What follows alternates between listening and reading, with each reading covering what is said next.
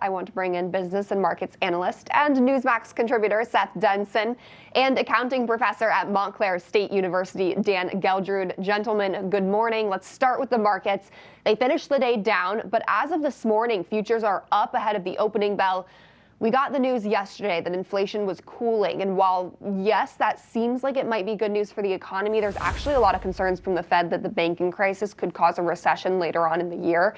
Seth, how concerned are you with the latest comments from the Feds, from the latest minutes of their meeting? We'll likely see a recession. As for the comments, I think that they were I was disappointed. I think that this Fed is looking at this banking crisis and saying, there it is. There's our scapegoat for not acting earlier to start to raise rates when we should have and stop talking about all this nonsense that was transitory inflation. This banking crisis, I don't think, will be the tip of the spear that leads to the recession. Yes, is there going to be a retraction in lending? But I think by and large, Americans have found faith back into the banking system, at least to recognize their money's not going to be taken away. This, to me, was a scapegoat of the Fed, and just more comments coming out of there that I go, whatever.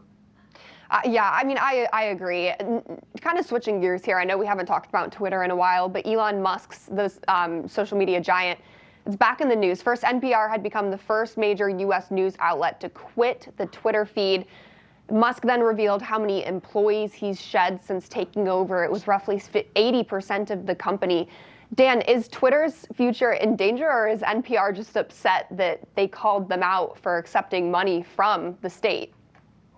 I don't think that we should base the future upon whatever NPR decides to do related to staying on Twitter or not.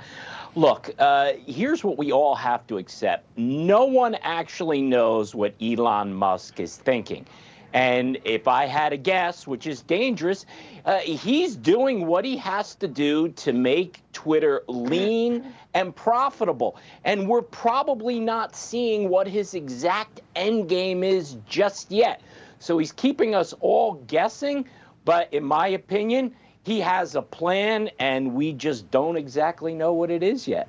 I mean, you can't have multiple snack rooms and nap rooms open and have a company expect them to be profitable. So I'm also intrigued to see how he brings it back from the grave. But we're also watching Bud Light feeling major backlash right now. Sales are way down, about $5 billion down after its controversial ad campaign. Seth, just how bad is this for beer suppliers?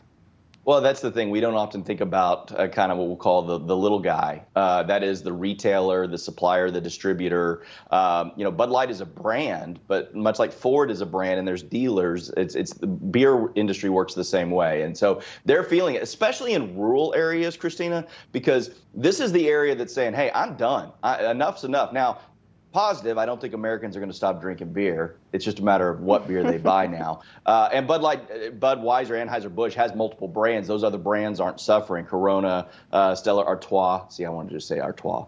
And Modelo and some others. But nonetheless, this is going to have an impact on the little guy.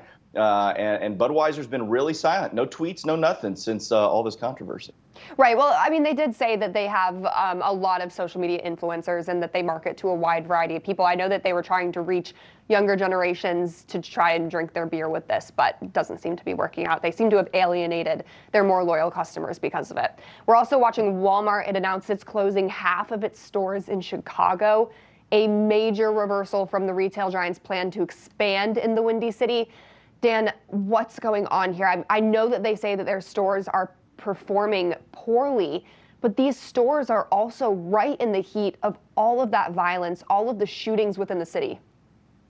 Of course. Listen, when you have the world's largest retailer saying, we can't make a profit at these stores, and they all happen to be in the same area, you know what? It ain't the stores, it's the area. So Walmart does their homework. They look at what the demographics are in terms of density and how many customers they'll pull into the store. So what is happening here? Well, a lot of people are basically saying inventory shrinkage, which is a polite way to say a lot of stuff is getting stolen. And this really hurts the people in that area to have 4 stores pull out of the same area, a store like Walmart. So perhaps Chicago should see this as an ominous sign and actually do something. I mean, you would hope. I think inventory shrinkage is the least of their problems, because when I saw this story yesterday, I did just a quick Google story that said all the shootings were inside the stores around them.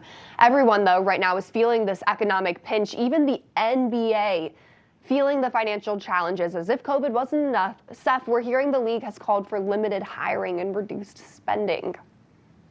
Yeah, limited hiring. They're stopping their travel, taking more meetings by Zoom. Again, we talk about it a lot. You can grow your top line or manage your bottom line. In the NBA, and they're a rough 1,100 employees or so, is saying, hey, listen, let's do with what we've got. By the way, you did the story on Elon, and I thought that a good comment was made on how many people he's terminated, and yet my tweets are still going out. I think a lot of companies, as we head into economic headwinds, are going to say, do we need all these people? And that's a problem that could impact unemployment numbers. So that's where we're headed, just in an NBA, not isolated from it.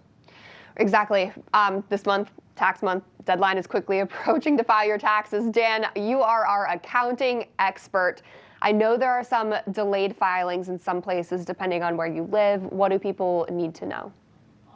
People need to know that if you are getting a refund, why are you waiting this long? Why are you allowing the IRS to hold your money in an interest-free loan? So the golden rule here is if you're getting a refund, you want to file that tax return as fast as possible. You want to do it electronically, and you want to make sure that those funds are going direct deposit into your bank account. So that's what you need to do. Now, if you happen to owe with your tax return, okay, file on the deadline, which is April 18th. Good to know. Seth, Dan, thank you both so much for coming on today. Thanks, Christina. Thank you, Christina. We're talking more about President Biden.